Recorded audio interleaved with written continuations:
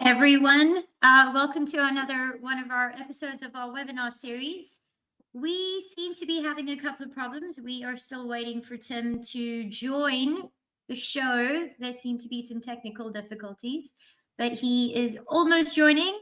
I see he's there. He's muted. We're just give it a couple of minutes and then we're going to get started. But as you all know, for those of you who attend these series often, any questions that you have for the speaker, you're more than welcome to just drop them in the Q&A. You're muted. How are you doing? Yeah, so drop them in the Q&A and then Tim will deal with them one by one.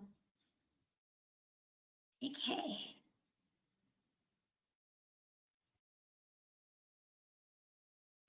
Yeah, we all know how these things go, hey, especially on Mondays. Technology does not work on Mondays because tech is still very much focused on the weekend. So we do apologize for this. If we have to go slightly over time, we're happy to do that. Okay, let's just...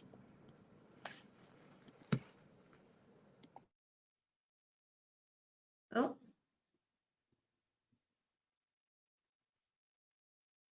Okay, let's just give this some time, hey? These things happen to everyone. Apparently, even the influencers have problems with their tech sometimes.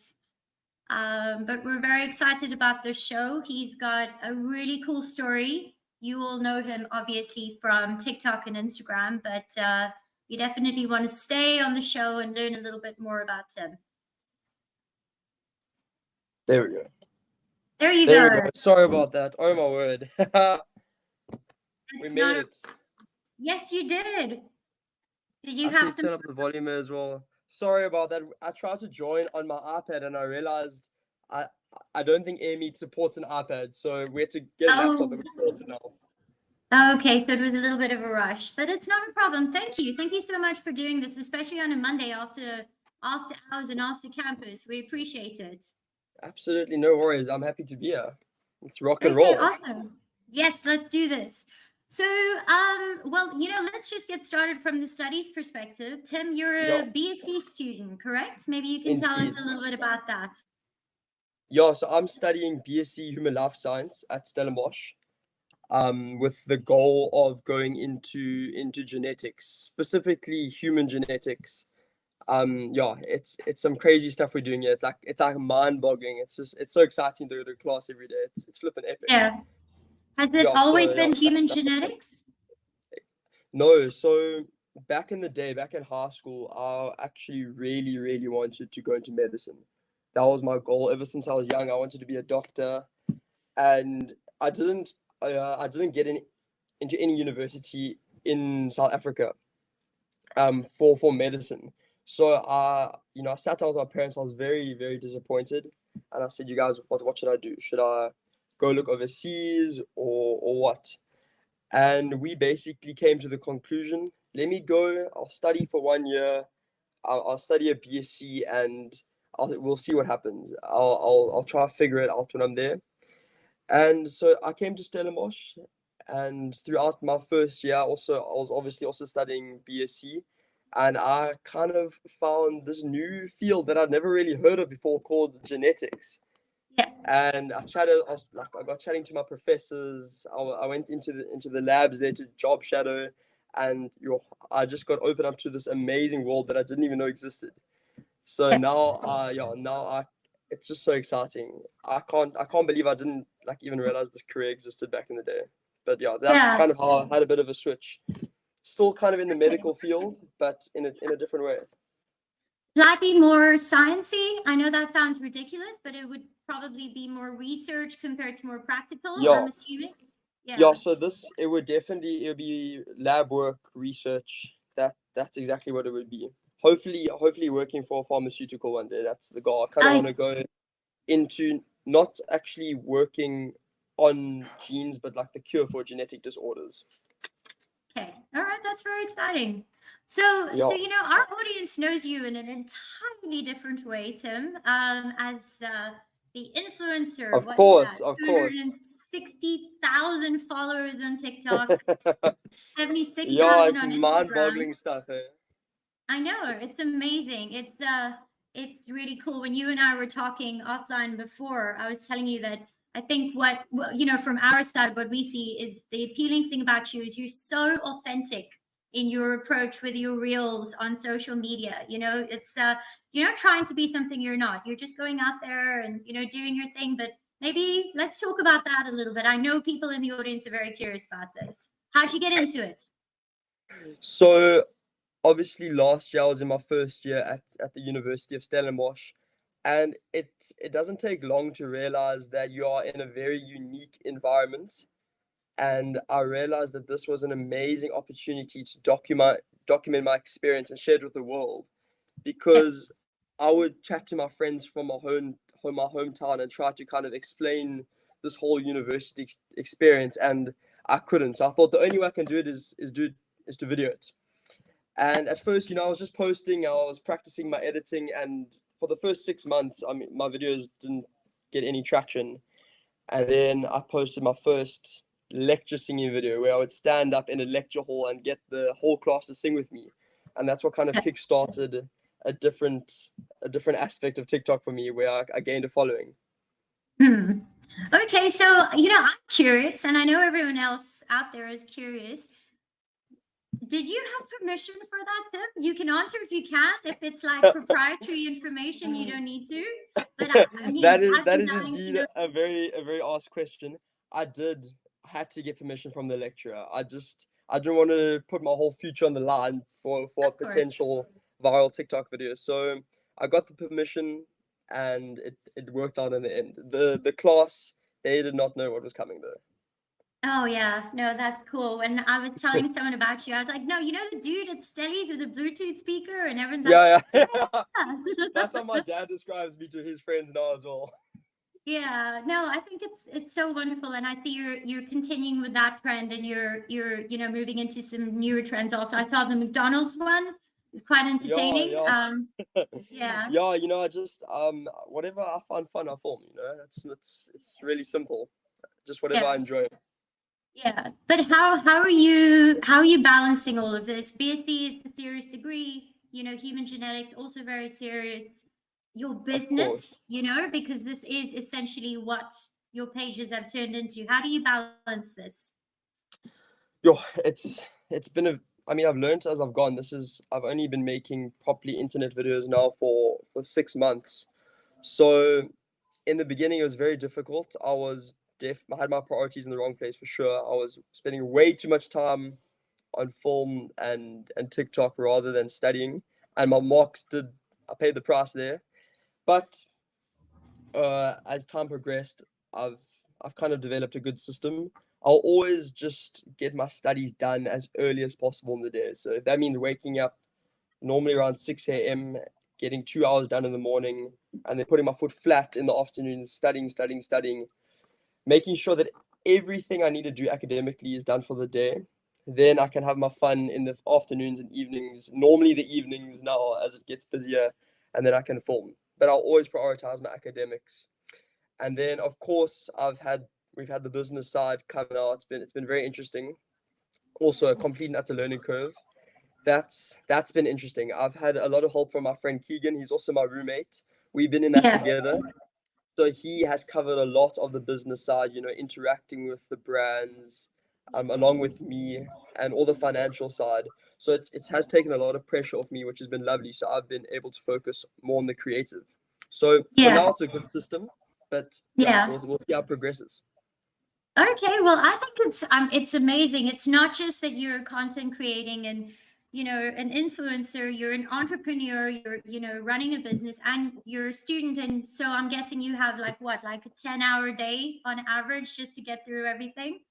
Yeah, yeah. Especially, I actually jump between the Stellenbosch and Tygerberg campus in Cape Town. So we're often Oh, taking bus in between the main campus and the medical campus. So there's that factor as well. So often we arrive back like 5:30 in the afternoon from the Cape Town traffic, and then yeah. it's the studies and everything else. So yeah, it's been crazy. I mean, sometimes we got 12 hours on the go, and then still got to come back and do some work. Okay, all right. So how do you cope with that kind of pressure? Bearing in mind, our audience right now in the webinar series is students like yourself and graduates. So what are some of your mechanisms to cope with the pressure? My diary is okay. Apart from the real Bible, my diary is my Bible. I Yeah. live according to that thing. So every night before the next day, I'll write down the main tasks I have to do. So if I can just make sure that no matter what I get through my to-do list, I know that I'll be fine. So yeah, and then just making sure I'm not wasting time. And that was also a big problem for me last year. Scrolls. Ironically, I make the videos, but watching reels on TikTok and Instagram, that just can't be happening now. So that's another way I save time. But I would 100% say if anyone's listening and you want to get through a lot of work in a short amount of time, use a diary because you do have more time than you realize. And it also helps you, a diary helps you realize how much time you might be wasting on things you shouldn't be doing. Yeah. And that satisfaction of whatever, if you're doing it electronically or manually, just crossing something off because, Yeah, it's so satisfying. I mean, even if you just want to add brushing your teeth in the morning, getting out of bed, it's a good way to kickstart productivity and then obviously building up to the later tasks in the day. I mean, literally my to-do list, I have everything on there. Like I don't miss a beat. So it's worked so far. Yeah, no, absolutely. Your numbers speak for themselves for sure. So we're getting a couple of questions from the platform also. I was anticipating this. So one of our audience members would like to know where you get your inspiration from. So essentially the creativity, where does it come from? Sure, yeah. My creativity comes from a lot of other South African influences, I'd say. I've I've become friends with obviously quite a few other creative people in the industry. So as often as I can, I'll go grab coffee, Zoom calls, however I can. I'll just talk to them, and we'll often have brainstorming sessions together. And my goal by the end of every week is to have 7 good video ideas for the previous week, of which then I refine to about 3 good ideas for that week.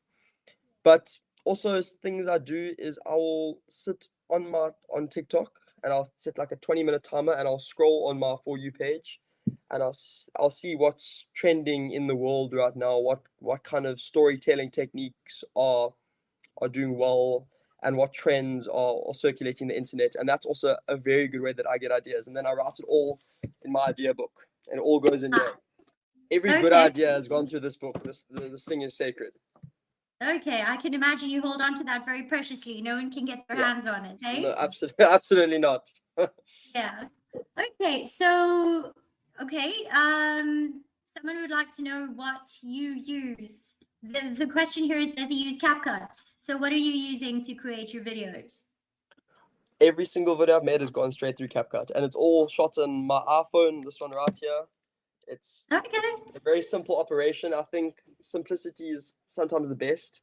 People do tend to overcomplicate things, and if a system's working, you may as well keep it until it stops working. So yeah, I film everything on my iPhone and then edit on CapCut, and then go straight onto TikTok and Instagram from there. Okay, all right. So Tim, a lot of students and graduates, sort of around your age, they're very keen on sort of getting into the same field as you from the influencer perspective, right? So do you have any advice you'd be willing to share for anyone who's sort of pursuing this, how they could improve or anything like that? Yeah. Yes, I would say anyone trying to get into the field of content creation, I think the most difficult thing is just posting that first video. My advice would be just start posting as much as you can. And I would also say more aspects of your life are more interesting than you realize. So just film everything, upload it. You'll get better as you do it. You just have to start. Don't worry about equipment, fancy editing apps. I mean, I think I'm a testament to that. Just start, post from your phone, and as you get better, get your first 10 videos out, then you'll see what works, what doesn't work. eventually you'll have a video that does well, and then you just double down on that video. Like you go Yeah. into your analytics, see where did this video spark, where did I get most of my viewership from, where in the video did they stop watching, and then you can double down on that same video style. Yeah. So you But pay attention. yeah. You first, Sorry, please. and just as I was saying, the only way you can get to that point is from posting a lot of videos. Okay, so I Mm. have heard that. So I've heard that about TikTok. TikTok, you've got to keep posting, but Instagram, people say you've got to be a little bit careful for over posting. What's your opinion? I would say I do agree with that. I think when we say over posting, that's like posting multiple times a day. I wouldn't ever recommending posting multiple times a day. I think both the TikTok and Instagram algorithm, they don't work well if you're doing that. But I think if you if you if you in the beginning of your content creation career and you really want to get into it, posting a video a day, there's nothing wrong with that. And when you Yeah. do post a good video, the algorithm will reward you. Okay. Okay, so it'll pop up at the right times and Yeah. do its magic Yeah. on the back end. Okay. Yeah, I mean, So these tell us. algorithms, they're so well designed that when a good video does come out, it will do well. Yeah, I know the algorithm on TikTok for itself. I mean, you linger for 3 seconds extra on a video, and Yeah. that's your life until you log off the actual app. Facts. Um, Facts. Yeah, I know. Okay, so let's talk a little bit more about your studies and what's your plan. So genetics, what do you want to, you've mentioned where you want to study, but how are you going to tie that in with your business that you're creating for yourself right now? What's the end goal or future goal? That is an amazing question.